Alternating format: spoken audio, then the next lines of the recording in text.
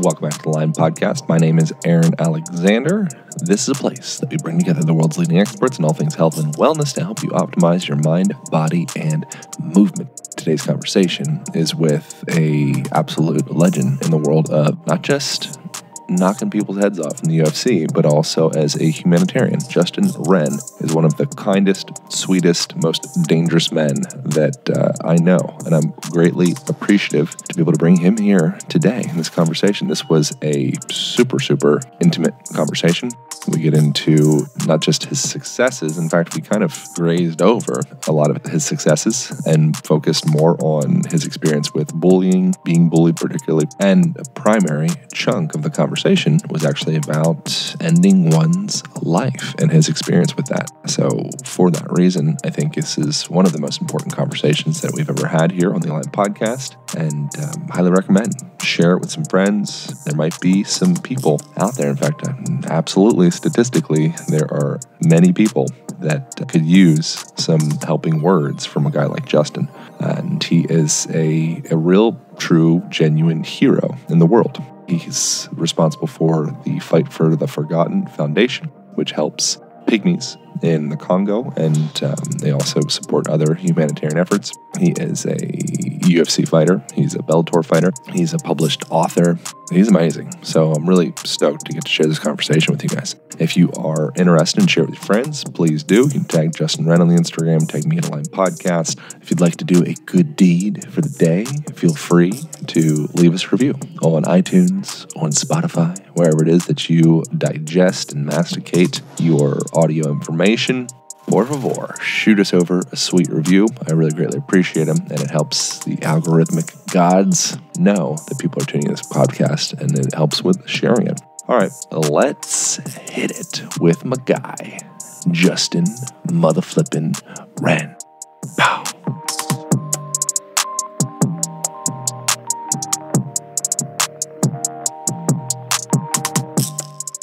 Having my mom on the podcast was one of the more therapeutic decisions I could have made, I would say. Cool. How's your relationship with your mom? Good. Yeah? Yeah. Good. I've got to show you real quick. She's on the favorites, right? On the favorites, so it's easy to find. Yeah. First one on the favorites. Damn. What does that say? Best mom ever. That's right. That's right.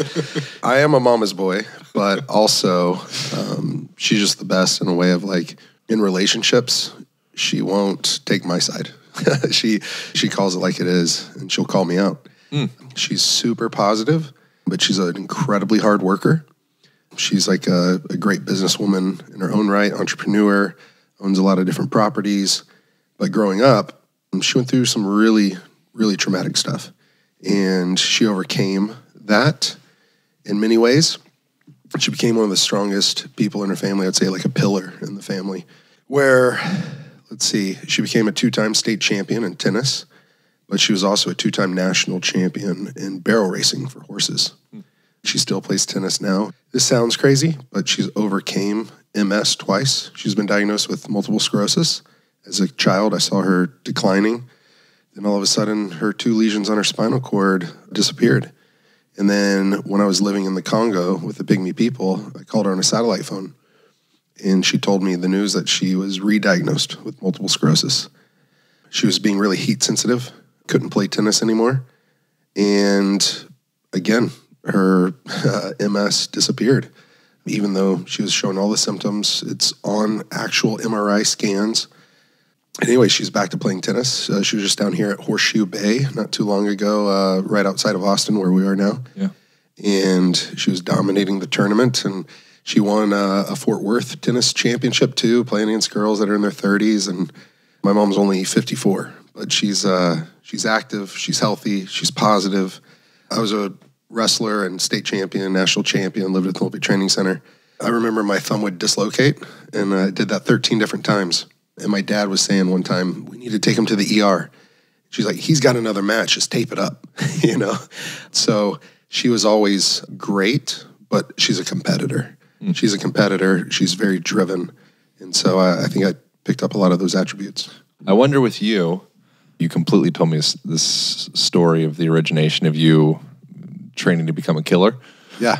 outside. And it's interesting, so many of the people that I know that are the most dangerous in the sense of their capacity to be dangerous are oftentimes the sweetest human beings that I know. Kyle Kingsbury is another example of that, where he's like just a killer, but he's like the sweetest teddy bear, kind-hearted, light, like, oh, you just can't help but hug him. Right. And he has all the tools to destroy you. Yeah. You are that. Hey, thank you. Thank you. Why? Like, how does that start for, what do you think that relationship is? I think especially the guys at the highest level, they don't need to prove it. They already have.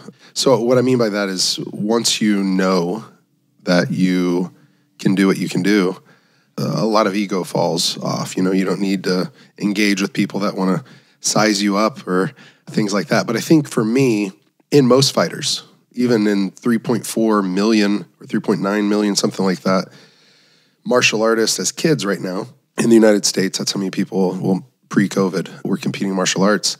They say over half of them found martial arts because they were bullied. Mm-hmm. So martial artists oftentimes aren't the bully, they're the ones that have been bullied. And then through that, like I did, found self-confidence.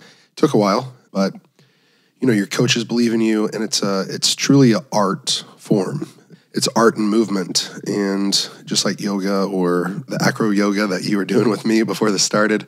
But I think most martial artists that truly treat it like that, you know, what's a black belt? It's just a white belt who never quit, you know, and you learn resilience, you learn how to handle adversity, how to handle loss with grace instead of being a poor sport. And, you know, you get humbled on the mats a lot to get to the top. If you're the best one in the room, you're in the wrong room. And so you got to cross-train, you got to challenge yourself, you got to overcome, you got to be put in the worst case scenario and then decide, am I going to sink or swim? Am I going to give up, or am I going to find a way out of this? You probably have thought quite a bit into the psyche of a bully, I'd imagine. Yeah. What do you think's going on in there? I think the simplest way to put it is probably just hurt people. And so I think most bullies have been hurt in their life. I even was with some people that were studying this, and they said 9 out of 10 bullies you can actually change. You can help them create new behavior patterns. But there's that 1 out of 10 that has kind of those narcissistic, almost psychotic or psychopathic, they don't have empathy. Yeah. I definitely dealt with one of those growing up, but I think most of them feel like they get something out of it. They get a rise out of that person. They feel personal power. They feel the enjoyment of making others laugh that are seeing it happen. And whenever you look at the statistics in bullying that the CDC did, third at risk of suicide in a bullying situation, which from ages 10 to 24 right now in the United States, the number 2 cause of death is suicide. And the number on the bullying scale, the bully's third at risk, the victim is actually second at risk. So you think about who's number 1. Well, it's the person that is bullied, and then they act out by being a bully also. So they're conflicted on both sides. Wow. They're being bullied, and to cope with that, they become a bully themselves. And now they never feel peace because they know how it feels, and then they act out in that way too. And so there's just this internal conflict where they don't feel worthiness unless they take back that control and make someone else feel unworthy, I think is how you would kind of explain that. But a lot of bullies have been hurt at home, and they take it out at school. You know, maybe it's a dad, maybe it's an older brother, and then they're around their peers where now they're maybe bigger than or stronger than, or maybe they've been spoken down to in such a brutal way at home by dad or mom. And they know how bad that hurts, and that's their outlet. That's their way that they get some sort of release, is by using what's been used on them. You know, one of the things I do in fighting in a very different way is whenever something works, whenever I get hit with a certain shot or caught with a certain submission in training, I'm like, whoa, what was that? I take notes, and I'm like, I'm going to learn how to do that. And I think it's part of that survival instinct that's in us. And then you learn how to craft and learn how to be dangerous or strong or how to fight back. And in a bullying situation, like it's really sad. Like our youth don't know who has the most power in the situation. It's actually not the faculty. It's not the principal. It's not the disciplinaries. It's actually the bystander.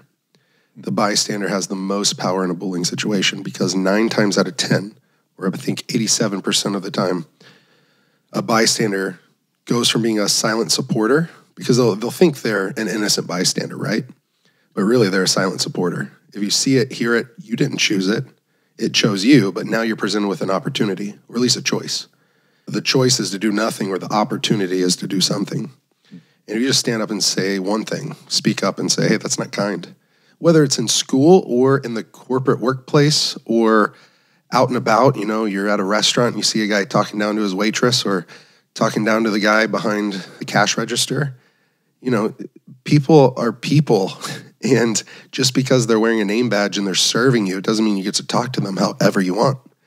And so when those kind of things happen, now I feel prompted to speak up on someone's behalf, because I know 87% of the time it stops it in 5 seconds. And then if you have to say something a second time, it goes up to like 93, 94%.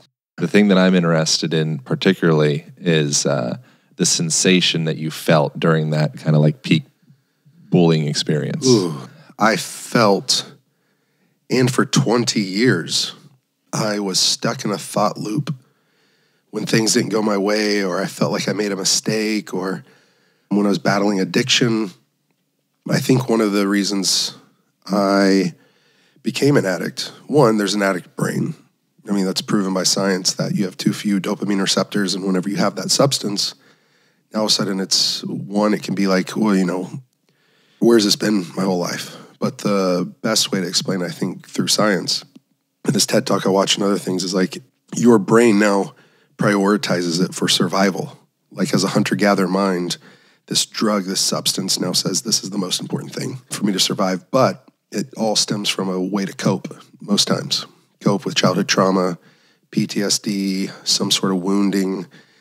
And those woundings don't have to be brutal childhood abuse, sexual assault. I've dealt with both of those in my upbringing, but sometimes it's just a feeling of unworthiness that drives you those addictions. But basically that thought loop that I would go on was in this moment of bullying in front of all the cool kids at my school.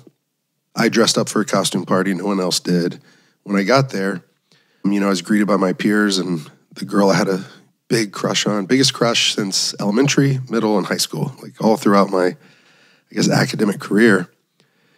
And I was dressed up. No one else was. It was all pre-planned, premeditated. I went, how do they say that in basketball? I went hard in the paint. There you go. Research. I did. You're like, this is my shit. I did. It was a full court press. Yeah. I decided I would try to catch her eye because I didn't know why I really got invited to the party, but I was excited I was.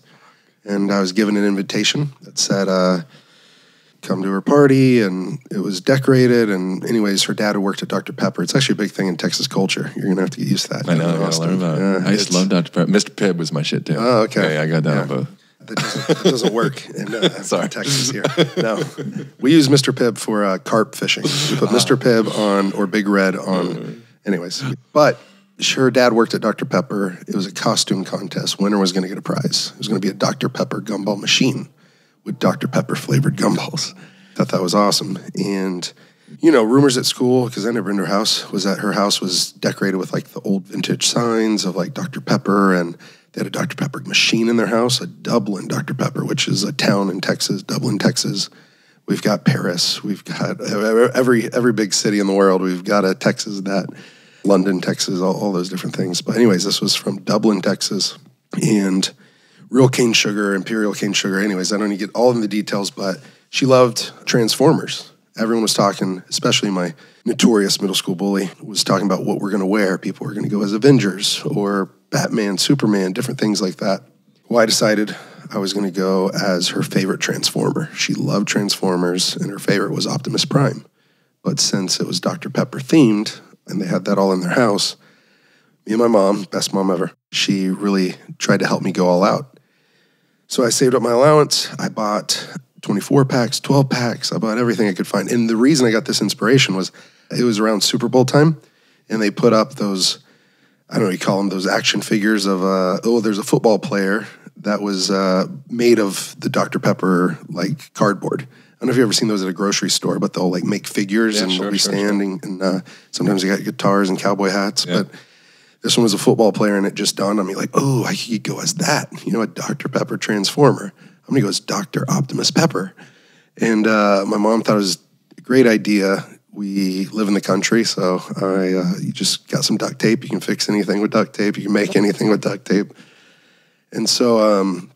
yeah, 24-pack on my head, 12 packs on my arm, chest plate, a shield, a sword. Holy crap. And I get there, and her grandmother opened the door, Mimi, and she was shocked, surprised, but was like, oh my gosh, she's going to love this.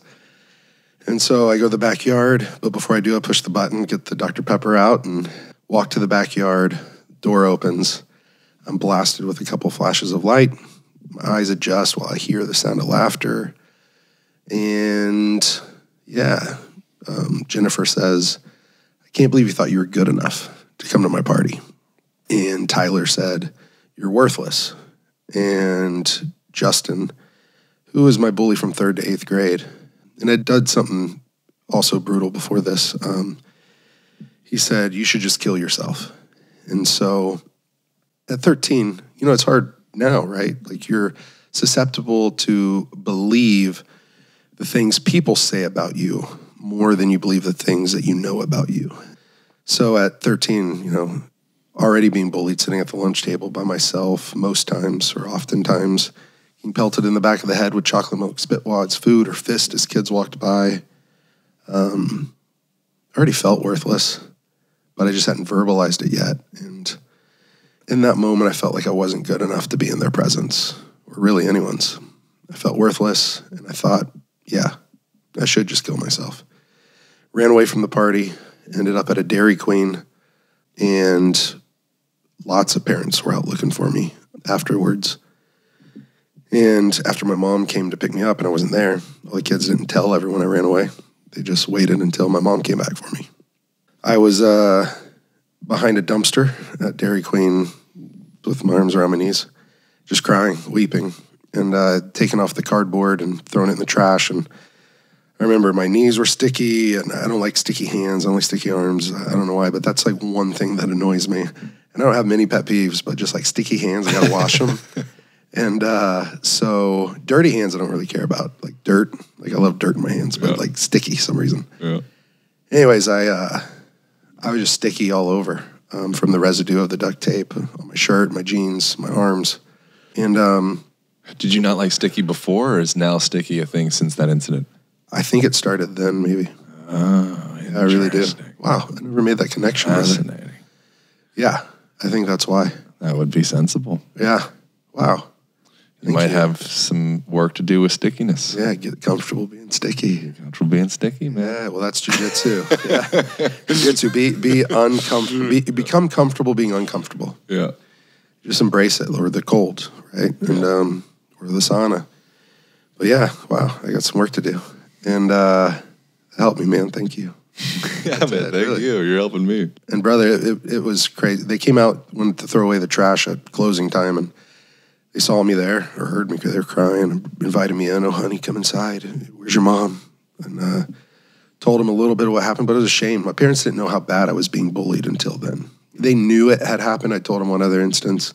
But no kid wants to be known as the bullied kid, even by their parents, even with the best mom ever. At least me, I would keep those things back. I've become a lot more open this last 10 years, doing a lot of deep work on healing and internal stuff. But my outlet became fighting. My outlet became wrestling. It was just a few weeks after that, like maybe a month. I went to a flea market in Dallas-Fort Worth, and I'm sure they sell like stolen radios and stolen stuff there, but it was big. It was called Trader's Village, and I was going to buy a BB gun, and instead I came across a used VHS tape store, and I found UFC 2 through 9 or 2 through 11 or something like that. And yeah, I fell in love with the sport, but first I knew that if I could, I've never made this connection, I think, but if I could transform into one of those guys, a professional fighter, I wouldn't be bullied. And so I wanted to do it from that moment. not even watching a fight yet, just seeing them on the cover. I wanted to do that. And then when I watched it the first time, I was like, this is what I'm going to do. And then I loved the chess match. And then a funny story, I would hide the tapes. Grew up with pretty conservative parents. Very open-minded, but conservative in many ways. And like probably not wanting a kid to watch MMA fighting when it was being advertised as human cockfighting and banned on pay-per-view. And porn was legal, but UFC was illegal. Something like 33%, 35% of the downloads on the internet are porn? No. Yeah. That's wild. We're downloading some porn, man. Wow. Yeah, we're getting after it. So my dad thought... We're going hard in the paint. Going hard in the paint. Full court press. Yeah, we're full court press. My dad thought when he found my VHS tapes hidden under my bed, because I would watch at night or when they were at work. And anyways, he found it one time because I was watching it, and he woke up. And you know the TVs, whenever you used to turn them off, sorry kids, you might not know this, but when you used to turn off TVs with like a VHS tape in it, the screen doesn't turn black right away, right? It turns kind of like dark gray or something, and the TV's still settling. And so he comes in, I turn off the TV real quick, but it wasn't fast enough. He knew something was in there, and the VHS tape's still like moving in there to turn off. So he pulls it out, and he finds UFC there, and then he looks under my bed, finds a stack of UFC tapes, but he thought it was porn at first, thinking it was just a stack of porn. Anyways, he told my mom I was going to be a fighter one day. My mom goes, no, he's never going to do that. And like a year later, I'm asking if I can box. She says, no. I asked if I could do some other stuff, and then I found a school that had wrestling. Texas didn't have it at that time, really. Yeah. And, I found a school with 2 Olympic gold medalists as high school coaches and started wrestling, and she didn't want me getting hit in the head a lot, so I did that, and, man, it just changed my life. It gave me purpose. It gave me an outlet. It gave me goals. It gave me community. It gave me tribe. It gave me a team and mentors, encouragement from, like, parents, teammates, friends, people that came to watch. And all of a sudden I went from literally being the most bullied kid at school to then my junior and senior year, you know, when I transferred schools, I was on homecoming court and nominated for prom king and different stuff like that, because all of a sudden I was state champion wrestler, national champion wrestler. So it was a pretty remarkable transformation from the bully kid that was quiet, that had a speech impediment from kindergarten to 6th grade, speech therapist. I think in many ways wrestling saved my life. Yeah. And maybe you could even say that those turds that were bullying you formed your life. Like they were like call them up and say thank you. Yeah. You know what? I could do that now. I couldn't do it when I saw him about 10 years later, 21. And you could say, I'm sorry. Yeah. You know, not for anything that you did, but for their experience. Right. Wow. And this isn't to talk down about anybody, but I saw him at 21 at a sushi restaurant. They were doing something special for one of their birthdays. And it was a lot of the same kids that were at that party. And I just got off the Ultimate Fighter TV show.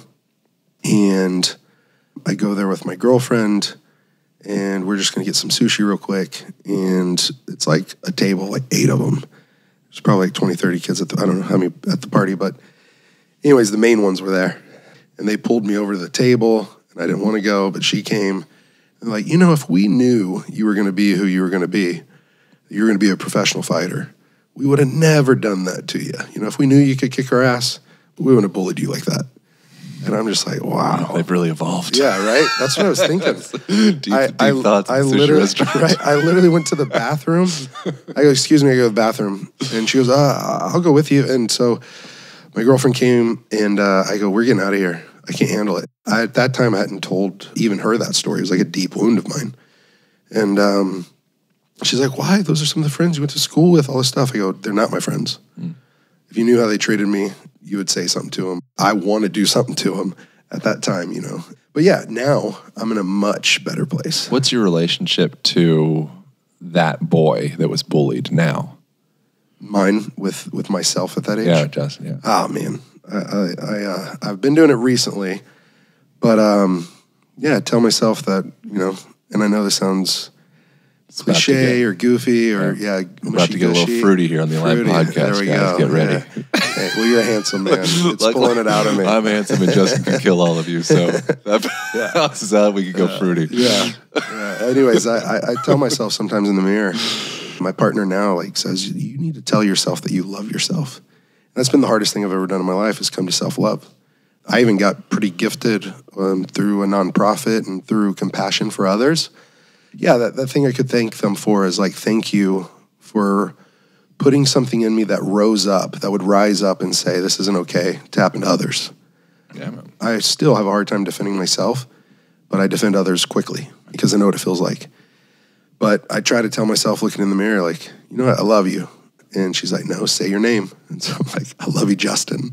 She's like, say your full name. I'm like, okay, I love you, Justin Christopher Wren. And then I try to tell myself three things. Or I am compassionate, I am ambitious, and I am resilient. And so I lead with compassion, love's at the tip of my spear. I'm ambitious, I have big dreams and goals for myself and others, but I'm also resilient. And I think with resilience, you know, if love's at the tip of my spear, it would probably be compassion or understanding or empathy. That is my shield. Yeah, I'd say empathy, understanding, and even truth. Like, this is what they're saying out of their pain, out of their hurt. This is what they're doing. But my truth is, I'm not that guy that has to say to myself, because I took that on as self-talk. As my own self-worth is whenever I'd fuck up, I would say, you know, you're worthless. That'd be my own self-talk. You're not good enough. Maybe you should kill yourself. And I contemplated it. I mean, I know this sounds a little cheesy, but I just realized it after I did Joe Rogan's podcast less than a week ago, that afterwards I was like, you know what, I never thought of this, but I mean, my mom basically survived or he got healed from or just whatever, from MS twice. And I know some cancer survivors. I'm like, I'm a 2-time suicide survivor, which is pretty crazy to think about. Like, I'm very thankful. I guess it wasn't successful, but this last time, like, doctors say, like, I 100% took a heart-stopping cocktail. I shouldn't be here. Anyways, so 2020 went from being the worst 6 months of my life to the first 6 months to being the best 6 months of my life at the end. And I think it was because I rediscovered who I was. I would say I had a spiritual rebirth for sure. And I found tribe. You know, I found my second family in the forest with the pygmies at 23 years old. And then I got sick a lot. You know, I've been going there off and on the last 10 years. But, you know, almost lost my life to some sicknesses. So now I try to be smart. I try to go less often than, you know, living in the rainforest for a full year at a time, close to 2 years now in total. And like sleeping on the dirt as my bed and around a fire as a blanket. You know, I love that. I come alive in the forest. I feel so in tune or grounded and just deep, meaningful relationships with others, but even nature. And I love it. And came back here and was battling sickness, went through a divorce, went through all this stuff. And I think it's so easy in our culture to isolate ourselves. You know, we have these big structures and houses and TVs and screens of like entertainment, but really it's a lot of it can be just numbing, sedating, suppressing. And the further up you get the hierarchy, the more you're winning the game, the more you distance yourselves from the tribe. Oh man, and that saying, right? If you get wealthier, whatever it is, don't build a bigger wall or a higher wall, build a longer table. Right? I'm with that. That's not our culture. Our culture is build a higher wall, a compound. Don't extend your table. Yeah. Maybe even shorten it because you can't trust anybody. Everyone just wants something from you. Yeah. I feel like wealth is like manure, and if you just have it in one pile, like it's going to start to stink. But if you spread it out, and whether that's in investments or whether that's with people or things you trust or things you're passionate about, give a little here, you give a little there. That's whenever good stuff starts happening, you know. Damn. Trees start growing, fruit starts producing, is whenever you share it, whenever you give. Like, it is truly more blessed to give than to receive. Even in fighting, you want to give it more than you receive it, but in life. I wonder, so we were talking about suicide and generally the relationship that Western culture has with death. There's like an obligatory sadness that we've been indoctrinated with. Not to say that death is or is not sad, but that's, you know, you wear black and you hunch over and you mourn and you carry the thing and this is sad. Like that's the story. And you could maybe go to another culture where maybe it's like, oh, they graduated. Yeah. They passed this Bardo. It's like they got jumped from third grade to freshman year. You know, it's like, cool. Like, he's super smart. He didn't need to be here. Right. You know, so we could run that story as well and be like, okay, perfect. You know, there's a lot of different operating systems that we could run on a relationship with life and death. Yeah. And so someone brought up that to be willing to end one's life, which I'm like kind of treading on thin ice with this, and I'm tempted to, not in relation to you, just in general, just to like re-speak it. But they said, and I found it interesting, that to be willing to end one's life is actually quite courageous because most people would be too scared. Yeah. And it was an interesting thing to be at that point and actually have the follow through and be willing to make that step. That's something that I don't know anything about. It's like it's uncharted territory for a lot of people. Right. It is, but sadly, it's becoming more and more common. There was an article in CNN. And I'm not saying that it is courageous. She had an interesting idea. I got something on that. Yeah, and I was just it was like a head scratcher for me of like, okay, I'm going to stew on this. Yeah, I'll get to that. But in Japan, I don't know if it was December or November, but CNN said that more Japanese took their lives in 1 month than all of COVID in 2020. Yeah, man. So in some ways, I think it is courageous, but in other ways, I think it can be quite cowardly too, because I tried twice.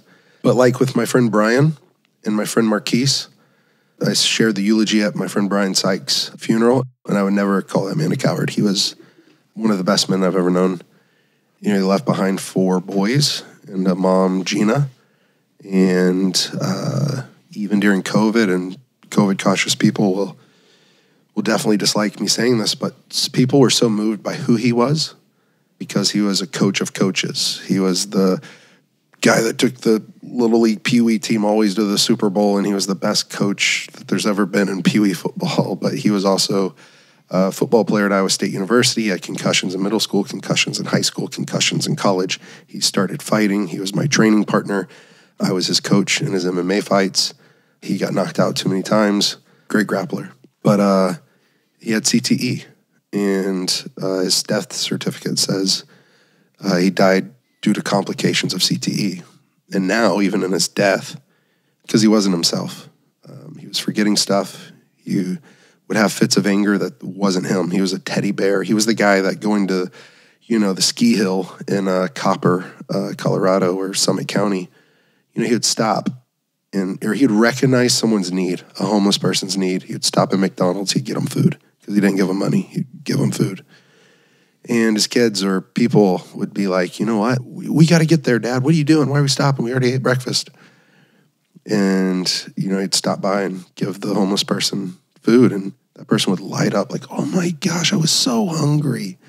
He was so sensitive. He could recognize someone's need. And doctors, scientists, tech guys, because he was one of the most brilliant guys in the world.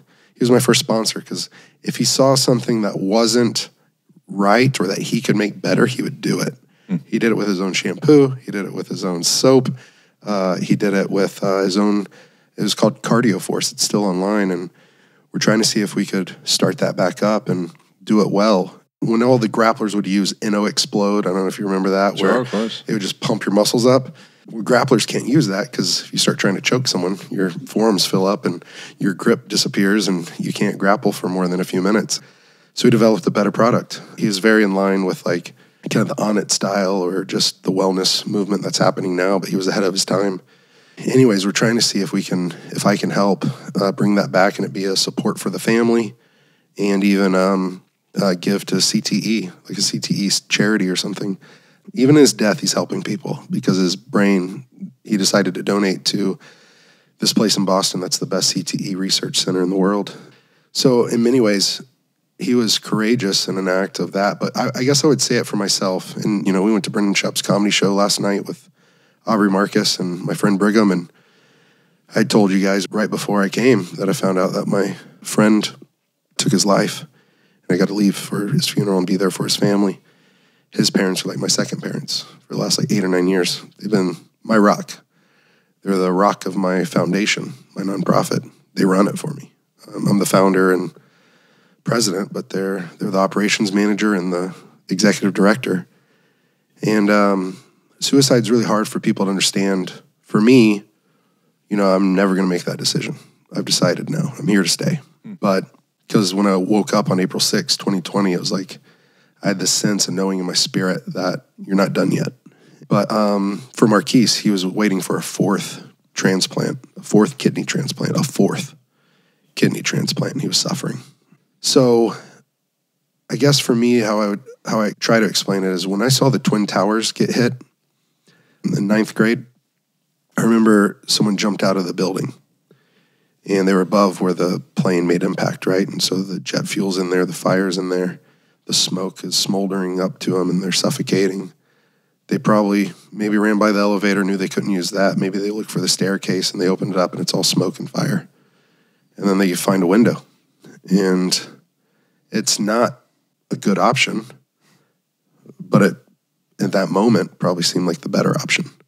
And I'm just glad that I made it through it to realize that the best option for me is to be here and to not leave a legacy of hurt for the people that loved me, cared about me, to not choose that destiny because you don't know what beautiful things can happen. I think of my friend Nick Santanastasso. He was supposed to be aborted because they thought he was going to be born with his organs outside his body. Now he's one of the main speakers for Tony Robbins, and he's workout buddies with Dwayne "The Rock" Johnson. He's living the life. Got a beautiful girlfriend. Him and I have traveled together. We love each other. And but when I think about that, like all the challenges he had to overcome, bullying, thoughts of killing himself, but not knowing how he could do it because he's just got one arm and one finger, no legs and missing an arm. And he turned that around to be one of the most inspirational guys in the world. Like first he made it famous on Vine because he would dress up like a zombie and go into grocery stores, and then he would like just chase someone with I've never shared that story, but he would just freak people out because all of a sudden here's a guy with no legs and missing an arm, and he's got like fangs and blood all over him, like chasing these people. But he like learned how to use comedy as a way to deal with grief and loss or just who he was. And then after that, he became super inspirational. It's like we can turn our darkest times into someone else's brightest moments. With every lesson comes, I think, a blessing. And so what are we going to learn? For me, when I attempted suicide in Playa del Carmen in Mexico, April 5th, that was my darkest night of the soul. April 4th and 5th. I actually did it in the daytime, around noon or 2 p.m. I took 5 Oxy 80s, which are the strongest milligrams there are. Most time they give people 5 milligrams or 10 milligrams. 5 80s is equivalent to 85s, I think. So almost 3 prescription bottles of the 5 milligrams. Wow. And then I took 5 Xanax 2 milligrams, which I think are the strongest on the market. Those like bars or barbiturates. And drank like half or 3/4 of a bottle of tequila. And I snorted the biggest, almost like a Sharpie-sized line of cocaine. Wow. Yeah. But I crushed up this crystal that I thought was Molly or MDMA. And it was like the last thing I could physically do before all my motor skills were slowing. If I would have tried to talk, there would have been nothing that you could have heard. And everything was getting dark. Everything was getting cold. Everything was getting quiet. And something in me, God, source, creator, my intuition, that said, crush up that crystal and snort it. And so I did. After having cocaine, which numbs your nose, I all of a sudden have the worst chemical burn feeling I've ever felt in my life in my nostrils. And I did on both sides, just took the whole crystal. And I was okay with death. I flew down to Mexico to die. It was 2 pilots, 4 flight attendants, and me. COVID had shut all the flights down, and this might have been one of the last flights out. And for some reason they took the flight, and I thought it was very like symbolic. I didn't want to take a lot of people on the journey with me, and I didn't want my family to find me.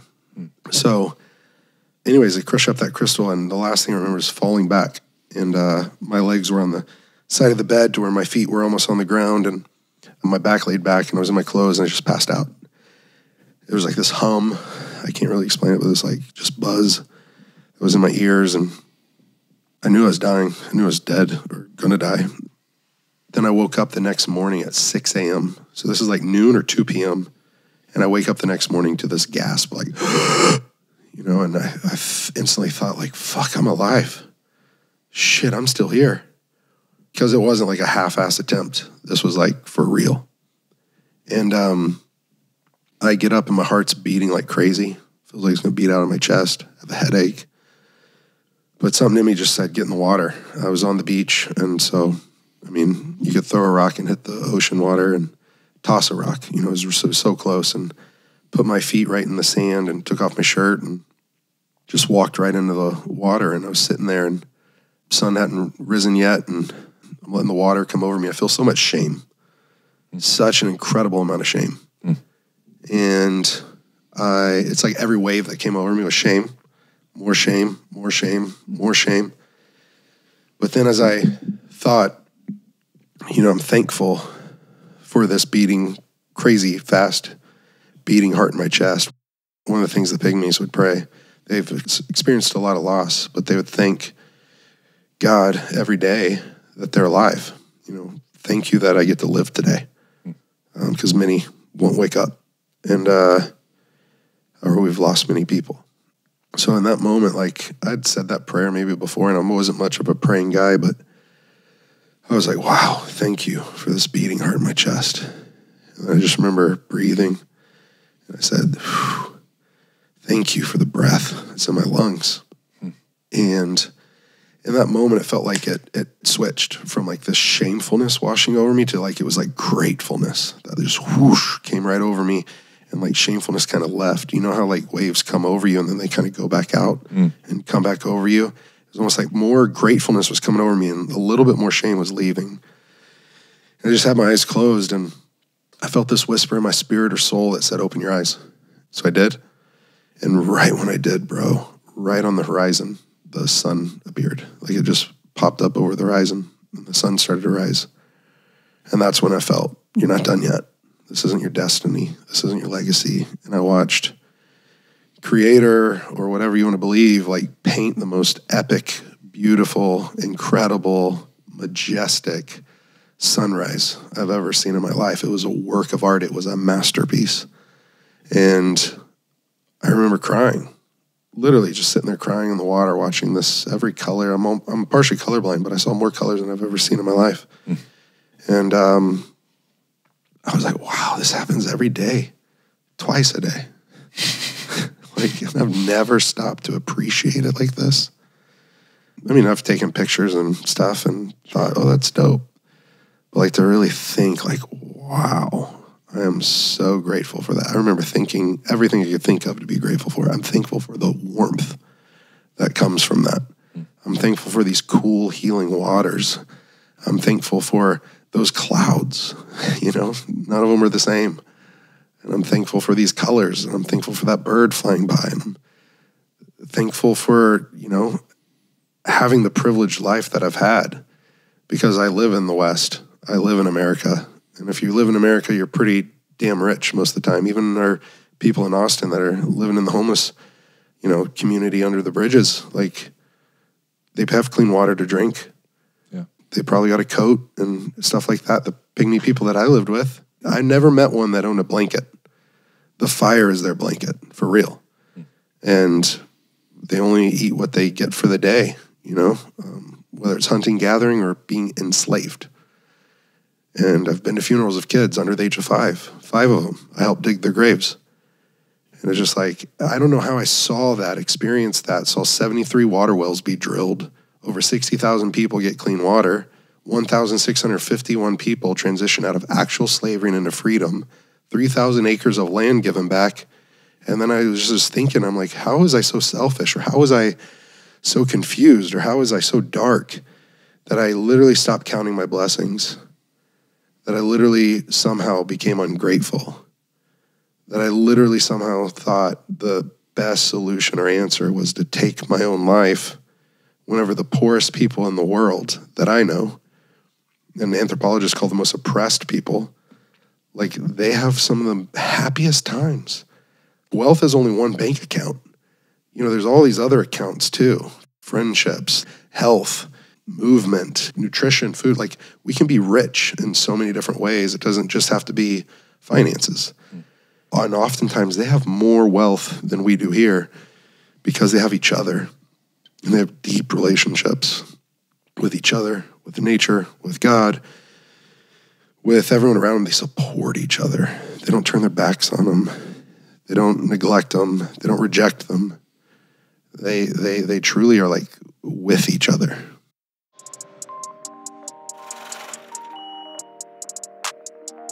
I want to take a quick moment from a word from our sponsors. This podcast is brought to you by Drink Element. If you'd like to get a free sampler pack from Element, you can go to drinklmnt.com/align. That's drinklmnt.com/align. We are also brought to you by BioOptimizers. For 10% off of your purchase from BioOptimizers, you can go to biooptimizers.com/align podcast. That's BIOPTIMIZERS.com/align podcast. So what the heck is element and why does it matter? Why is it relevant to this podcast? All water is not created equal, and the way that you are able to assimilate water is actually a product of the minerals that are within the water. So a lot of the water that we're drinking, especially drinking distilled water or purified water, things of the sort, they will lack some of the vital minerals that will allow that H2O to permeate your cells. So what the founder and my friend, Rob Wolf, New York Times bestselling author, badass of jiu-jitsu and weightlifting and father and all things, he put together a really tasty, delicious way for us to be able to assimilate our water more effectively and also get all the electrolytes that we need for proper energy throughout the day. So it's got sodium, it's got magnesium, it's got all the things that you need for your water to be optimized, you could say. And it comes in these delicious flavored packets that are fantastic for travel, fantastic for throwing into your gym bag, and it makes water delicious. So highly recommend checking them out. If you are interested in enhancing your water experience, you can get yourself a free sample pack from LMNT by going to drinklmnt.com/align. That's drinklmnt.com/align. We're also brought to you by BioOptimizers. So why would I work with BioOptimizers? One, I trust their products emphatically. I trust the ingredients and the sourcing they put into them, and they've been my go-to source for probiotics for that very reason. Presently, what I'd like to talk to you about is the value of cultivating your microbiome within your guts. So your microbiome is responsible for a large part of your immune function, a large part of the production of neurochemistry within the rest of your body, your brain, etc. And if it is off, then you will feel off. It is the foundation for your health, your well-being, your mental, emotional health, all of the things that are all tied together. And they put together a fantastic product referred to as the Gut Guardian that has all the prebiotic stuff that you need, all the probiotic stuff that you need. It weeds out the bad things, the bad bugs, in quotations, and integrates the good ones so that you can feel happier, healthier, stronger, and more robust from an immune perspective.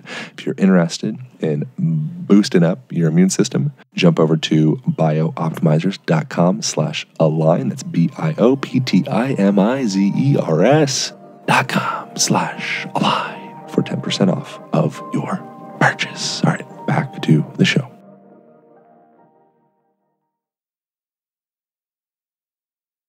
So you were a person that essentially, I would say that place that you were at, it's like you were touching a void in a sense. And that's it. There's even like a French term, I think, that's something along the lines of touching the void, which is a sensation that many people get, I get at least. If you are, say on a side of a bridge, the sensation of like, oh, what would it be like to jump? Or you drive it along a road and be like, what would it be just to huck this thing off of here? Wow. You ever get that kind of sensation? Yeah. Not with any kind of like, oh, I'm going to do this, but it's like, what would that be like? I think it's a very natural human thing. Right. But the main question is coming. Two questions. I wonder what your thoughts are on Western culture's relationship to life, because there's a lot of people living that it's like, it doesn't really seem like much of a life. And it's just like, well, they're laying there, they're breathing, we got all the things hooked up. Like there's still technically consciousness is in the body. We're winning. It's okay. And maybe that's right. But our relationship to life is interesting. And then I notice in myself, and you can, obviously hear, I'm like tiptoeing around, like how much death can we talk about? Can I say the word suicide? Because I really want to understand like where you were at while you were in that touching the void place that very few people know about. So it's like, can I ask where your mind was at in that moment of I'm out of here? Yeah. I felt like a failure, and I was in that thought loop that became my own self-talk. You're not good enough. You're worthless. You should kill yourself. Huh. The reason I was sucked down into that was I got a divorce, and for me, growing up, I wanted to be pretty much the only one in my family to not get a divorce because I saw a lot of pain and destruction and hurt feelings and people, growing up with parents that just talk shit about the other parent, and just saw a lot of toxic things. And I was like, you know what, I'm going to be different. I'm going to have a marriage, and it's going to be a successful one. Well, it wasn't. And pretty much all the blame for it. I mean, I know it's two, and we decided together that we'd be healthier, not together. And it was actually the silver lining was it was such a kind, that's what our friends said, our family said, that was the kindest divorce, kindest, quickest. You guys supported each other. You helped each other. You went through counseling for a divorce. But still, I had this feeling of such utter failure that I couldn't make it a success. Then when I relapsed, that's when everything went super dark. That was from the first suicide attempt too, I was stuck in addiction and couldn't escape.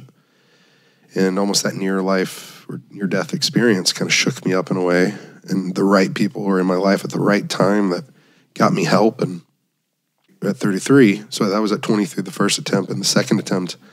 I've heard there's a sensation of relief, almost like the day of the person would be happy, potentially. And this is, I'm way out of my, because you've accepted, you're like, I'm free.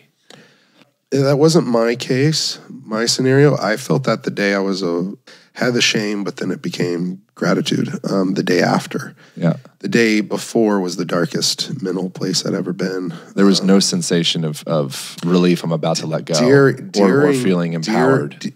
During it, I knew I was in control. During it, I knew it was a conscious decision. During it, I knew this is my choice. This is the way I'm going out. But I think, like in a fight, I felt like I was I've never been submitted in a fight, but I have in the training room, and you tap and they let go. My addiction was like I was tapping and I was tapping and I was tapping and I was trying to get it to stop, but it just wouldn't. Even though I'm the one that has to consume the drug, right? But the addict mind, like you lose the power of control once that substance hits your body. Yeah. An actual allergy goes off. An allergy is an abnormal reaction to a common substance, right? Some people can't have peanuts. I can't have drugs. At least oxy for sure. And even weed would lead me back to oxy. I saw it as a thing that would stop me from going to oxy. But now going through rehab, I'm like, oh shit, every time I ever had weed, I went back to oxy. Maybe it prolonged the process, delayed it for a bit, but it always ended up right back at it. Do you think it was you that was choosing to end your life? Or do you think there could be some consciousness of pharmaceutical oxy or some other, that's a weird question. I definitely 100% get more suicidal whenever I'm on oxy. Like suicidal ideation isn't something that's in me when I'm not using. So I've never really made that correlation, but I do know that addiction was going to kill me one way or the other. And so I think the empowerment part would be that I wasn't going to die at an old age in maybe a trailer park or something like that because I wasted all my money and I can only spend it on drugs. And I'm dying of an old age with an old liver that's all banged up and bruised and ready to quit. Like, I know I'm not going to escape this thing. It felt like I was in a stranglehold I couldn't stop. Like, I'm going to die from this one way or the other. Is it going to be now or later? So I think I just decided now. So I think there was some power control in that moment that I've never really talked about or dug up, but I just didn't want to die from it in a way where I'd hurt more people than helped. Meaning in my first suicide attempt at 23, I missed my best friend's wedding. I was a missing person for 8 weeks, basically. And I was supposed to be helping people train for world championship fights. I was supposed to be training for my own. It was a big fight, and I got kicked off my fight team, and then I got a call it was a voicemail, and I was basically not functioning for 8 weeks. I was in some drug house in Colorado, and woke up with a guy giving me a bottle of water, and I just remember crushing it. He was saying, "Justin, you got to drink, you got to drink." And I look at this guy, and I have no clue who he is. I'm like, "Who are you?" He goes, "Who am I?" He You've been eating my food, using my drugs, sleeping on my couch for 2 weeks. What do you mean, who am I? Wow. That was a wake-up call. And then I got the voicemail when I hitchhiked with a truck driver back to Denver. And, that's a pretty low point. And on my voicemail, when my phone got charged, my best friend at the time, who's a great, great guy, he said, I can't believe you missed my wedding. I can't believe my best man didn't show up. In those moments, like, I know that I'm a good friend. I am. Like, that's who I am. I'm a good friend to people. But whenever addiction or even depression, like, seeps in, like, I'm not who I'm supposed to be, or I'm not who I can be. I'm not optimal, and I'm not normal. I'm like below average. I get that we're allowed to have these ebbs and flows, like ups and downs, but I wouldn't handle those downs well. And so I think, I don't know where I was going with that, except for, whenever I am in active addiction, and I don't know, I believe there's an addict brain, and maybe once an addict, always an addict, but I'm also convinced that I'm not going to have to sit in defeat for the rest of my life with this thing, that there are ways to overcome it, and there are ways to live in freedom, to walk in freedom, to be around people that, I have 8 months sober, but was able to do a Buffalo Trace whiskey tasting with Joe Rogan on a show last week, and that was pretty freeing. I had the sample bottles sent to me. I sat down with him, and drinking wasn't really necessarily my drug of choice. But to be able to be there and about to share all about my addiction and rehab for 90 days, but before we start, I'm giving them a sample. Pick your barrel, we're going to auction it off. You're going to get some bottles in, we're going to auction this off, and it's going to raise money for us. We've already raised over $50,000. And I'm not going to neglect opportunities like those, turn them down whenever it can be used for good. If triggers are truly real, like, that's a slippery slope. Like, I just had 2 friends tragically lost because of suicide, things that I dealt with that I could have done. But I'm not going to let that turn me back to using, because if I say that triggered me, then anything can be a trigger. Like, I could go to the gas station because they sell beer. That's a trigger. Or I'm at a party and they're serving wine. I'm at someone's wedding. I have to deny myself. I see a lot of people in some of these 12-step programs, which I think are fantastic, but also I see as some of them being disempowering, where they can't go to family Christmas or Thanksgiving because someone's going to be drinking there. And so they put their problem on somebody else. If that's true, you got to move up to Greenland and go to an ice cap. And then if an Eskimo drives by and, he's got a bottle of whiskey, then it's his fault that he triggered you because an Eskimo had some whiskey or something. Like, you just can always find someone else to blame. Yeah. Or some situation. If you were with yourself the following day when you were looking at the sunrise, if that self could step back the day before and be with self that was crushing all the things up, what would you do? What would that self do? Maybe a weird question. No, it's not weird. The instant thing that came up, I thought wouldn't make sense, but I'll just shoot from the hip. Yeah. Full court press. I think there's a lot more options than that on that question. Yeah. I think I would say, I honestly don't think I'd change a thing. I'd still do it and hope and pray that I still came out on the other side, because now I have so much more of a deeper appreciation of life. There has not been one day since April 5th of 2020 that I didn't take the prayer that I see the pygmies say and lived with and saw them do it often, and I might have mumbled it, but now I mean it. Like, it's in my core. It's deep within my being. It is stitched into my veins. It is weaved into me. It is etched in stone or in flesh. It's a tattoo. Honestly, this tattoo that you saw earlier, that's the water. That's me having that spiritual rebirth in the water. Oh, shit. And when I was in Sedona with Aubrey, we did breath work, and Anahata is the name, is that right? Anahata, yeah.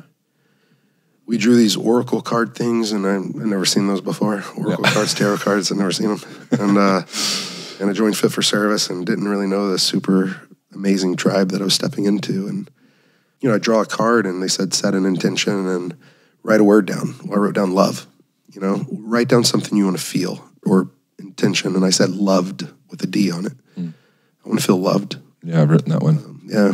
And I draw this card, and it just so happened to be the only one in the deck that was called the Goddess of Water. And water's been the gift that I've tried to give to people that need it the most. And it was super touching me. For some reason, I kind of got emotional when I got that card. I'm like, what the hell am I doing? Why am I getting emotional at a card that just says Goddess of Water? And being a pansy. Yeah, I know, right? Like getting a little fruity. A little fruity. And I sit there and we lay back and we do this breath work. And I've done some yoga breathing and Wim Hof breathing, but not for 3 hours. Yeah.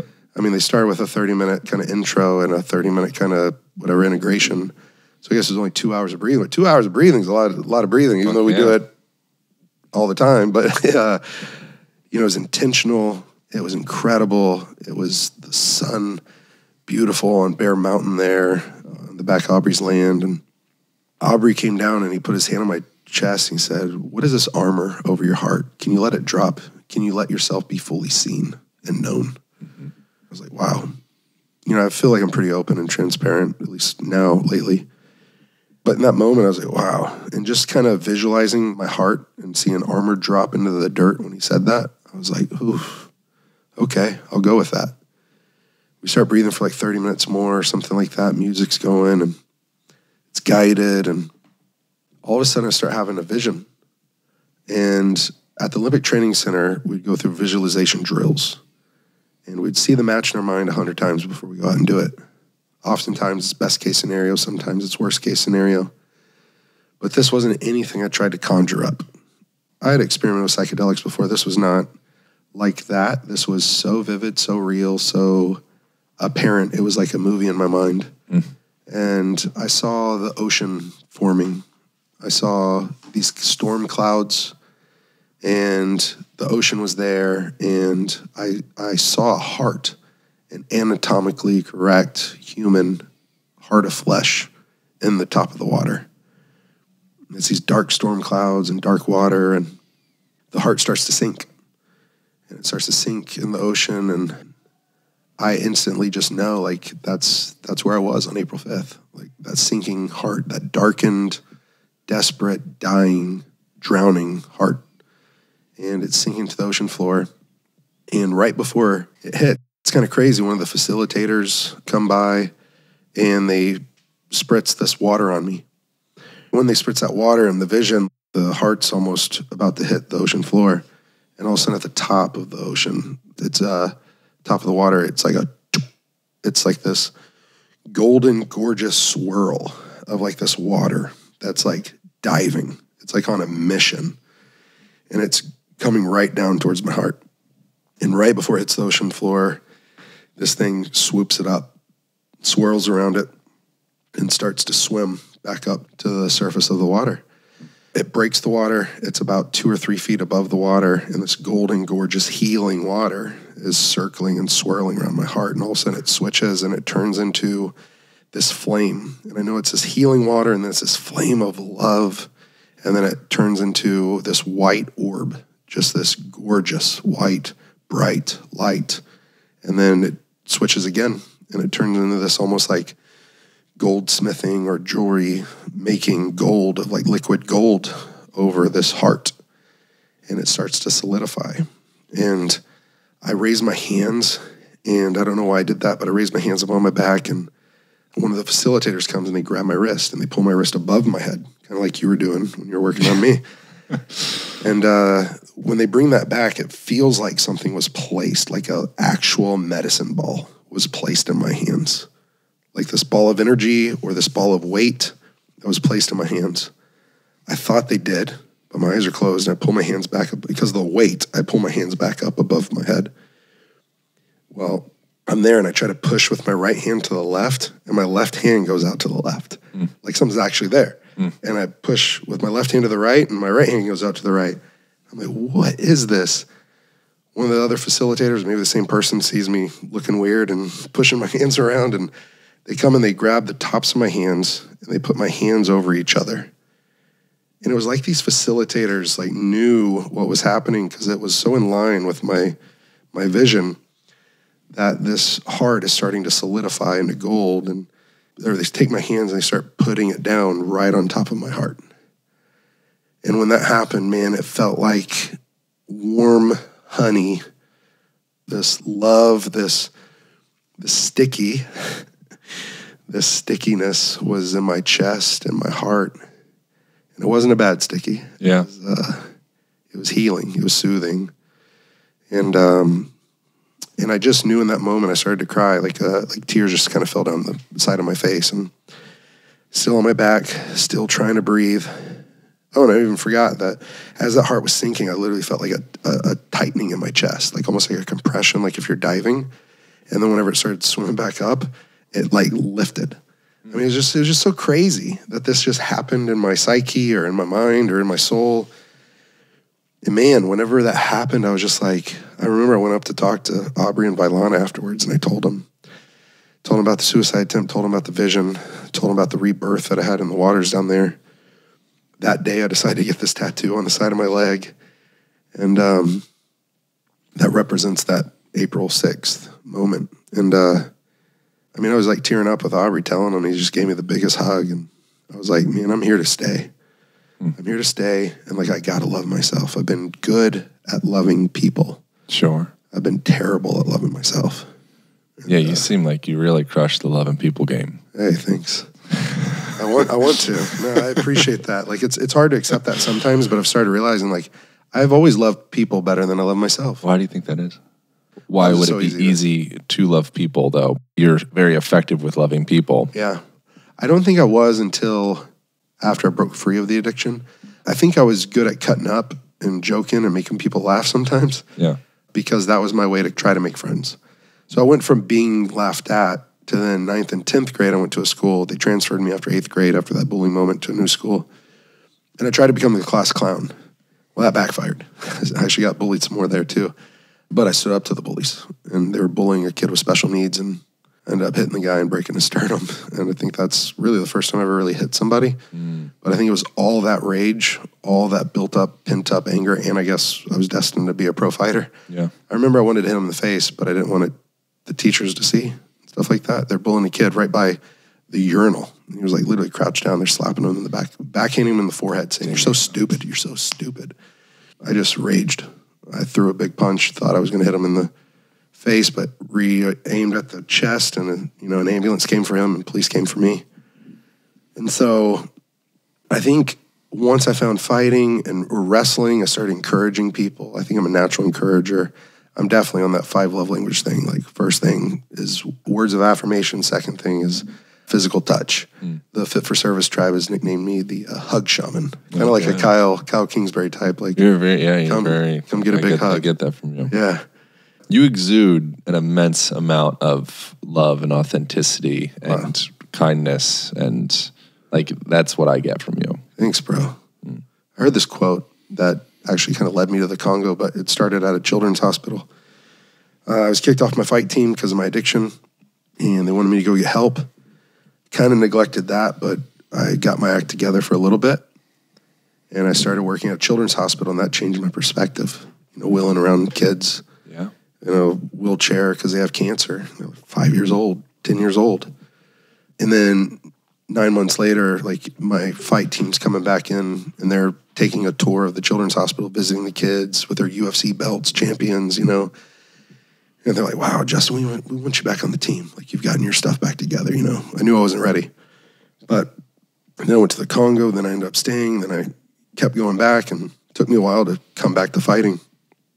But anyways, this quote was on kindness, was no act of kindness, no matter how small, ever goes wasted. And I just thought, yeah, something resonated in me. Even if people are unkind to me, I want to be kind back. I think the inverse is true with anti-kindness. Not that it's wasted, but I don't think it just stops. It's like that slow, steady aggregation of every one of your actions. They all get filed away. The body keeps the score. The zeitgeist keeps the score. Wow. Everything matters. Yeah. And maybe nothing at all. That's crazy to think about. Yeah. Everything matters, but time doesn't exist. Nothing matters. Oh, I love it. But I think at the end of the day, I used to think the scariest thing for me to go to bed at night when I'm older would be, or on my deathbed, knowing that I woulda, coulda, or should have done more, like, good. That would have helped more people. I mean, I think someone said once, like, there's going to be these ghosts at the end of your life that can haunt you by, you know, the ideas that only you could have brought to life, or the people that you could have only helped, and things like that. And it really resonated with me, where I was like, oof, yeah. And so I think that I don't want people to hurt like I hurt, that I want them to know they have a lot of worth, that every one of us is valuable, we're needed. And so if there is someone that's listening to this that might think, like I also think in some senses with Brian and Marquise, that in some ways it was brave. But at the same time, I by no means was trying to glorify or no. I know that. Yeah. I know that. I understand. But I do want to say that, like, you never know what's right around the corner. Like, the good things that could happen. Like, literally went from the worst 6 months of my life to the best, most fulfilling, most rewarding, most love-filled, passionate, purposeful 6 months of my life right after that. It's almost likely, at least if it's like anything like the stock market or the housing market or markets in general, the happiness market. Yeah, happiness market. I like that. If you're in a dump, like, there's a good chance it's a great time to invest. Right. You know, like, wow, things are about as low as they've ever been in history. Perfect. Quadruple down. Yeah. Wow. That's powerful. I chose to go to a rehab that wasn't a fun one or a nice one or a posh one. It was, you know, I could have gone to Passages in Malibu or Betty Ford in LA or Scottsdale, the Meadows, which those can be great places. Maybe they work for some people. But I knew I was in the biggest fight for my life, biggest fight of my life, and that I needed real training, real coaching, and I needed no bullshit. I didn't need to necessarily wake up with green smoothies and massages, and, like, which are cool. I mean, we need to take care of ourselves. Yeah, it's a part of it. Addicts don't take care of themselves a lot. But I kind of had that. I know how to take care of myself. I'm a pro athlete. It's just when I get into the active addiction, it's like I basically chose to kind of go to a militaristic boot camp style, like 12-step completion program where they kicked out more people than they kept. And I was one of 2 guys that made it 90 days while I was there. Wow. And their whole goal and intention was to break me. And I almost left 3 times, like seriously almost left. My mom was coming to get me one of the times. And I decided to have her turn around and let me stay. And that was when I tore my calf you worked on. Tore my calf playing wiffle ball at rehab. and it ripped up the back of my leg. The nurse didn't want to help me. They weren't going to give me any pain meds. I needed to go to the ER. They finally took me to the ER. They wouldn't let me get an MRI. They wouldn't let me talk to a doctor. They said, you got to choose what's more important to you, your leg or your life. And I go, well, why does it have to be one or the other?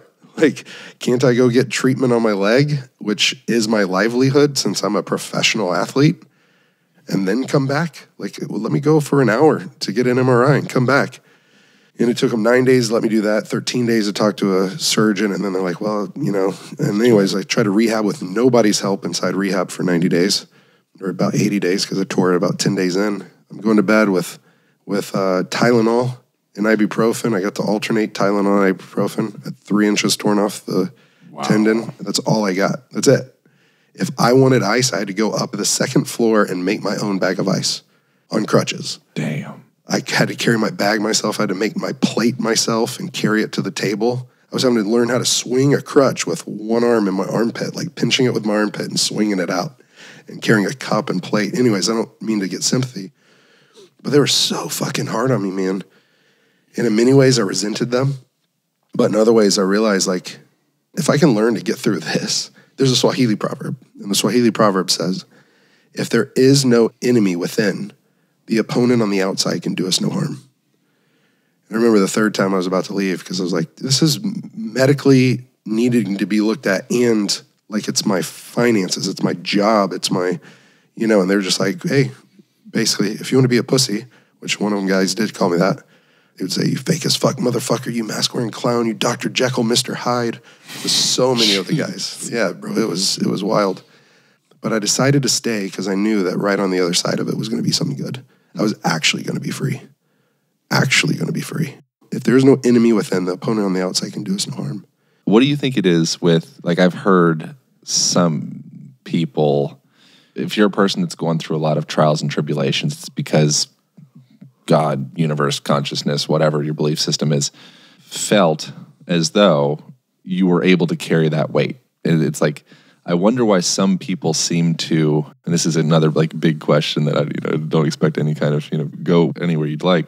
Have you ever thought of like why it is that so much weight has been placed on your bar in this life? It seems like you've had a lot of incidences that are like very challenging.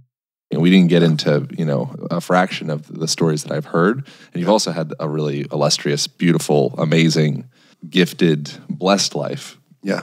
Like, why do you think your life is so robust? That's a funny way to put it. Great way to put it. I don't know, man. But I'm thankful for it. I'm grateful for it. I'm grateful for the challenges because in my experience, nothing truly worthwhile, maybe not truly, because there's been a lot of things that just happen that are great. But the ones I worked for or worked through to get to, those ended up being the most meaningful, the most worthwhile. The things that had the challenges, like as a fighter, like it's awesome to have the highlight reel knockout where you come out, you don't get touched, and you knock them out. The fans love that. So like, that dude's a badass. That guy didn't even touch him. But I think the most meaningful fight for any real fighter is the one where he had to face adversity and overcome. Yeah. The one where he was looking like he was about to lose, and something rose up in him to come back and win. And so maybe I could apply that to my life where I tried to give up twice. And I'm still here. And there's going to be a lot of victories that happen because I'm still here. Victories in my own life, but my goal is to make it a victory in other people's lives. Do you think there's a chance you've subconsciously chosen obstacles? Potentially. And maybe even probably. I don't think I chose addiction, even though you have to choose to pick up the substance that first time. But once, I just don't act normal compared to other people. Like whenever, like it's that one's too many, but 1,000's not enough. And I think I've put myself in challenging positions on purpose, whether it's climbing Mount Kilimanjaro, but doing it for a cause, doing it for a purpose. Yeah. I normally had to the challenge. Like if someone says I can't do something, I was told I couldn't wrestle. I was told I couldn't be a fighter. You can't write a book. You graduated 236 out of 237 in your high school. You're dumb. You're stupid. And it's like, I'll do it. But I guess that's not really answering your question. I think you have to be very careful about what you focus on and manifest. And I think that the times I've gone dark or negative or depressed, I think I totally have manifested more shit, more bad things coming. Because some people, hard shit happens on repeat. Yeah. I just wonder if is that just like destiny? Are they just lucky? Is it a lucky charm thing? Are they blessed? Do they have angels on their shoulders? And I don't expect you to have an answer. It's just a general. Well, some people do self-sabotage. And I remember in addiction, it almost seemed like relapse happened. This last time, it was whenever something bad happened, right? Like the divorce. But seemingly before that, it was almost after good things. So it was almost like self-sabotage.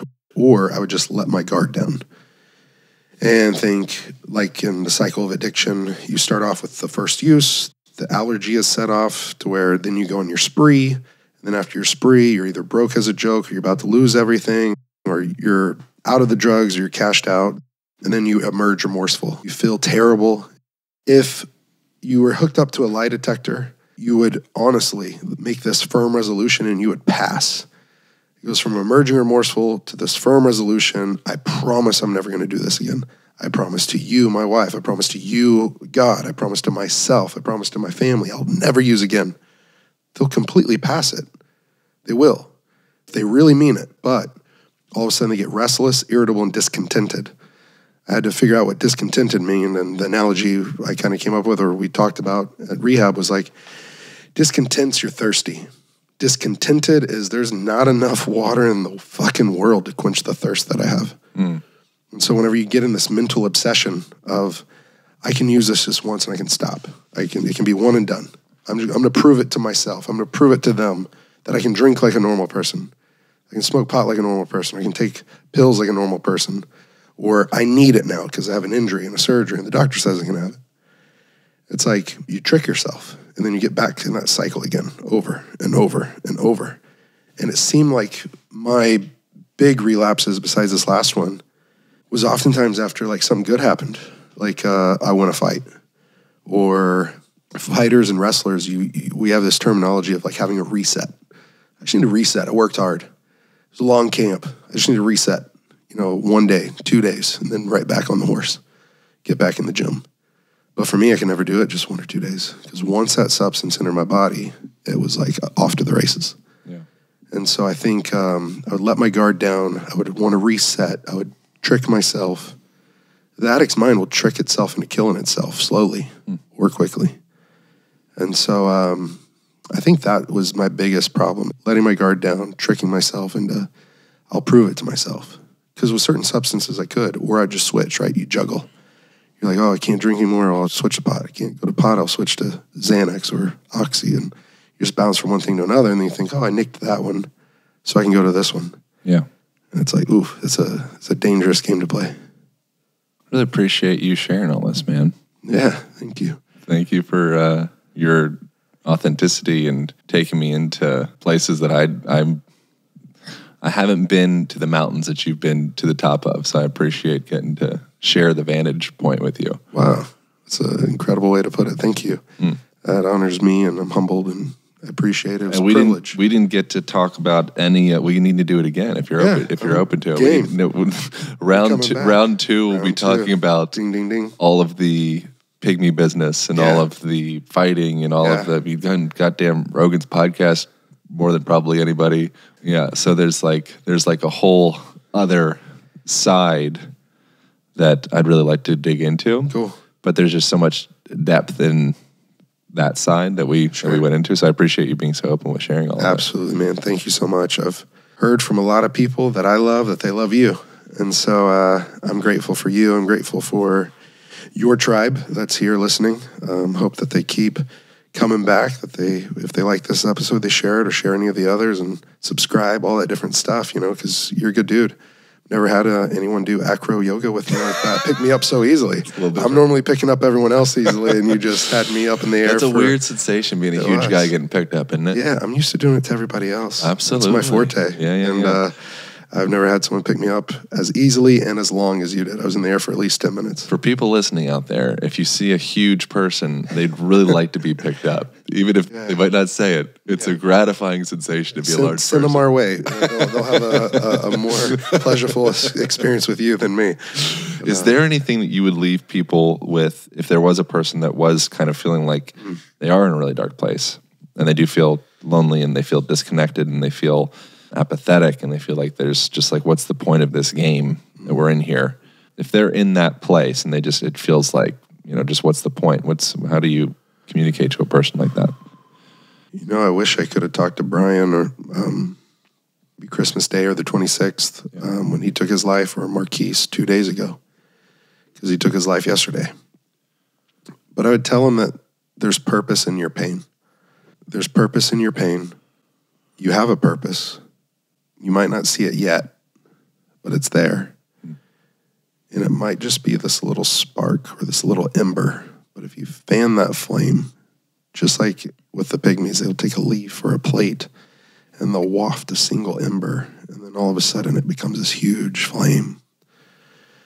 It's like, I feel like my purpose is to put love and compassion in action and to live to love and to fight for people. And keep fighting. Don't give up. Don't tap out. Come get a hug. Just know that you're loved.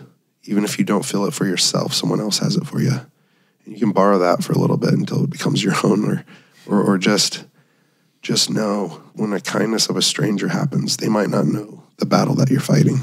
But there's a reason they were kind to you. It's because you deserve that kindness. So please show it to yourself. If you live to love, I believe you'll love to live. So don't have your head on a swivel looking for the next paycheck or the next fancy car or the next somebody else, the next girl, the next guy. Have your head on a swivel just looking to make a difference. How can I serve? How can I give? Who can I love? And as you start doing that, I feel like you start to have more purpose and you start to love yourself a little more because you find out, hey, I'm an all right guy. And so my word for this year is healing. And so that's what I would leave people with is, for me, this is a year to heal. Last year was a year to experience discipline. That didn't come till halfway through, but healing for me is 3 parts. I have to be healed by something greater than myself. I have to allow the divine God, source, creator, to heal me. And if I connect to source, then I'm no longer a reservoir, I'm a river. And so I think before I would connect and disconnect, and I'd pour out and I'd empty out and I'd be empty, and then I would be susceptible, I'd be vulnerable, I'd relapse. Or I'd go into depression or spiral. But if you just stay connected to source, it's like love can come in and love can go out, and you're not going to run out of it. It's a never-ending thing. It's abundant. Like this pie just keeps getting bigger and bigger. You, my friend, or you, the person listening, you're a mighty rushing river. Just stay connected to source and allow that to heal you, and then love yourself. So you got to take self-care is not selfish. So heal yourself. That's a priority. You got to take time for healing, like we did before we even started this podcast. Yeah. Took time for ourselves to center, to ground. And then I would say the third thing, so let the divine heal you. You take responsibility in healing yourself, and then heal others. That's the third one, heal others. Help people heal. Because as those people heal, that allows you to heal. When you see people heal, you heal. And then I think healed people heal people. It's not your job to heal people, but you can assist, you can facilitate, you can encourage, you can empower someone in their healing journey. So healed people heal people. And you even just becoming more healed yourself, just through attunement of being around each other, you naturally become a healer just by being in the room.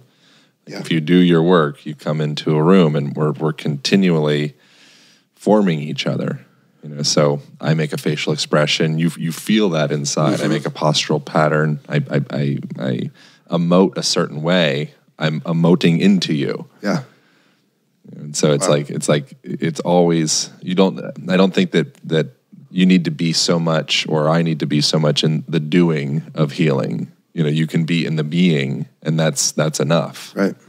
Yeah, be a human being, right? Like human in the semicolon or colon being. Yeah, right. Like be a human and be happy with how you're being. Like, I guess I would say it is like, we aren't these human beings having a spiritual experience. We're actually like spiritual beings having a human experience. Totally. And so like, as we're in these meat suits, let's connect with that spirit inside of us and let that radiate and love others that are around us, but love ourselves. Don't neglect ourselves. Don't reject love like I would. I would deny it for myself. I'd give it away, but I'd like stiff arm it. Mm-hmm. I don't deserve it. I think I'd imagine you can only receive as much love as you love yourself. Right. That's like the loving of yourself is what carves out the vessel to receive. Wow, that's pretty wild to think about, because I was pretty good at loving, but I was very hard at receiving. Mm-hmm. But yeah, I could only allow in what I would do for myself. Yeah. Now I'm starting to love myself, so I've felt more love in my life than I ever have. Mm-hmm. It's pretty dope. I like it now. The last thing that's not a question, it's just an interesting thing that I was thinking of. It's so fascinating to think how many people are going through so many different experiences right now. And maybe we're all kind of living the same experience, one love, one consciousness, whatever. And it's, different nodes, a part of the same chart, whatever. But you were in Mexico April 5th, mm-hmm. and I was at my place in Santa Monica, and I was probably skateboarding or some fruity shit like that. And you were out there surfing in your tights. Surfing in my tights, whacking off something, just nonsensical, And you're out there in that position of about to exit. And it's just such an interesting thing. Like, there's like the be kind because everyone's fighting a great war inside or something like that, paraphrasing. Yeah. Have you heard that quote before? Do you know how to say it right? I think it's something like that. Be kind because everyone's fighting a battle you don't know or something like battle that. Inside, and so it's like walking down the street. That day, you walked down the street and you looked like a normal guy. And you've been on Rogan's podcast 8 times and professional superstar, stud, UFC ultimate, like fucking legend. Badass. accomplished all the things you need at age 32 or 33, whatever you were at that point, 32 at that point. 32. Birthday's coming up. Yeah. You know, like, so people seeing you, it would be, one would likely never think like, oh, that's where he's going. And so it's like strikes me as the value of just really weaving kindness into your every moment. Mm. I would say maybe this is a way for someone to start. A way for someone to start having that head on a swivel looking to make a difference. Yeah. Maybe someone right now has a name that pops into their head of someone they know that's facing a battle, or just someone that you intuitively feel like someone you know, someone you need to reach out to. Maybe it's a few people. You know, someone you know that's going through a tough time, just reach out, check in on them, see how they're doing. It could be a quick phone call if they're out of state, but if it's someone close by, like make a plan to go see them, get together. Mm. I remember a friend told me, because he knew what I went through, that he called one of his friends when the guy had gotten out his gun, loaded it, and was getting ready to kill himself. Mm. And he knew he had to call his friend. And he called his friend for some reason and said, "How you doing? I want you to know I love you." That's basically all he said, right off the bat. "How you doing? I love you. I want you to know I love you." Mm.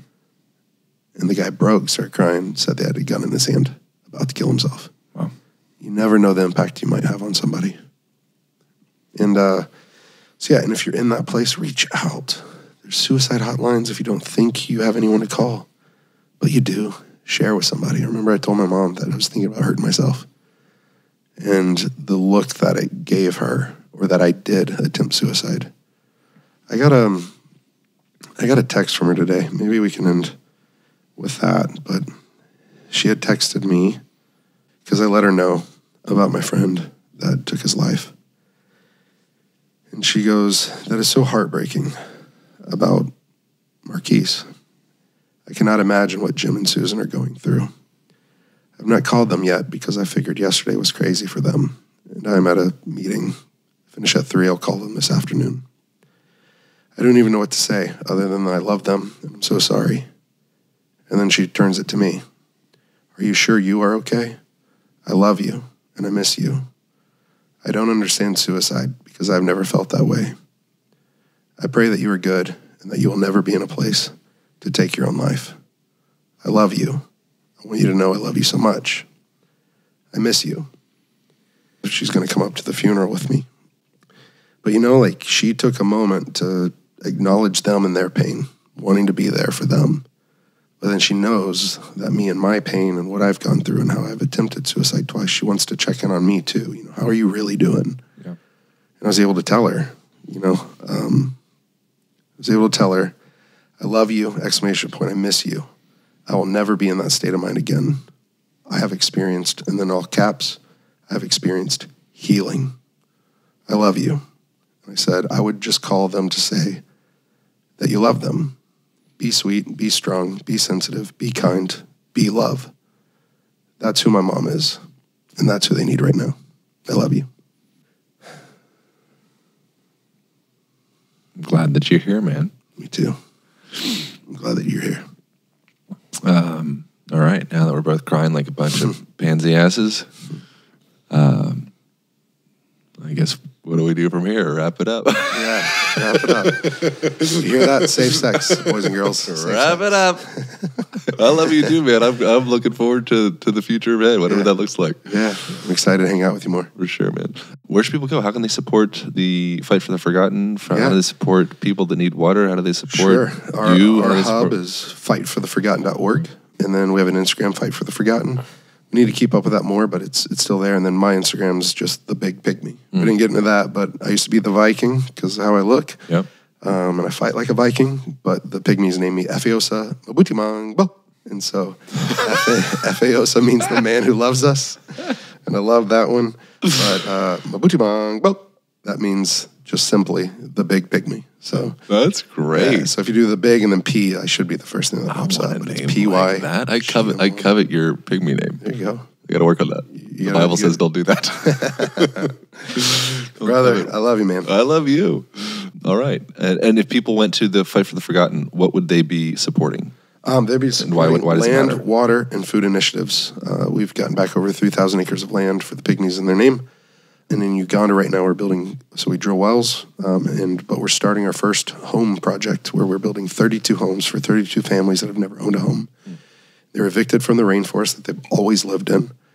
They were the protectors of the forest, the people of the forest. They only took what they needed and they never poached, but they were evicted. So they were put on less than 1 acre of land behind a slum. Literally human raw sewage was flowing through it. And they'd have to pick up their fire and move it, and got sick, they would die. They gave them nowhere to bury the land, so they were burying their dead right on top of the 1 acre of land they had to live on. And so they're walking over mounds of their dead.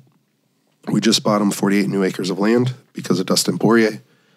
We've drilled some new wells out there, have 3 little farms started there. And didn't McGregor donate as well? Yes, but he donated straight to Dustin. Oh, okay. So, and it was dope. It was awesome. And then the 32 homes there'll be 2-bedroom homes at least. They'll have a dining room, a kitchen. They'll have a back patio, a front patio. They'll have French drains to make sure there's no flooding. They'll be able to actually have a home for the first time, and they'll have tapped water to it, which is so crazy for them. And so we have a lot to be grateful for. And if people wanted to donate to that, they could enter a raffle for Buffalo Trace whiskey. And they could win the Disney World experience of the Whiskey Lover. It's only for 15 more days, so I don't know if this will come out in that time. And then, but if it does, they could win a dope raffle. I'll be there with them in victory, walking in freedom as they taste whiskey. I'll be enjoying it, watching. Yeah, other than that, they can donate straight to Fight for the Forgotten. It goes into our general fund. We decide where the most need is. We are also doing bullying and suicide prevention here in the States. We do that mainly through martial arts academies, but we've been in over 100 schools. We're developing curriculums for schools, and we might do something for Brian Sykes' family, and now maybe Jim and Susan, my second parents, who just lost their son. Incredible, man. Yeah. All right. You got to get to bed. Yeah, you too. You want to cuddle? We should have a cuddle. Touch is my first primary love language. Go, cuddle puddle. We'll do a little cuddle puddle. And thank you all so much for tuning in. Yeah. Over now. Hope you guys enjoyed that conversation as much as I did. Justin is an absolute legend and gem and kind-hearted human being, and it's such a pleasure to get to share his voice here with you guys. If there's anybody in your life that you think could use a conversation like this, then a kind thing that you may do would be send it over to him, and it may have more impact than you think. Such an important conversation, especially considering all of the happenings in the world over the last 10 months. And it's crazy when you look at the statistics of how many people are hurting themselves. It's really unbelievable. So I'm so grateful to get to share this conversation with y'all, and I'm so grateful for y'all sharing it with the rest of the world, because we need each other more than ever, I would say. I think that might be it. I so greatly appreciate you guys jumping onto the Align Method online program. The 6-week program is built for you if you're interested in having a step-by-step guide on how to mobilize your joints, starting from your ankles to your knees to your hips, up through your spine and shoulders. If you feel any stiffness, rigidity, pain, aches, and things of the sort, then the 6-week Align Method program is geared specifically for you. You can find that at alignpodcast.com/courses. Thanks for the love on the Align Method book. Thanks for the love on this podcast. And thanks for doing you. I look forward to whispering into your sweet, sultry ear holes next week.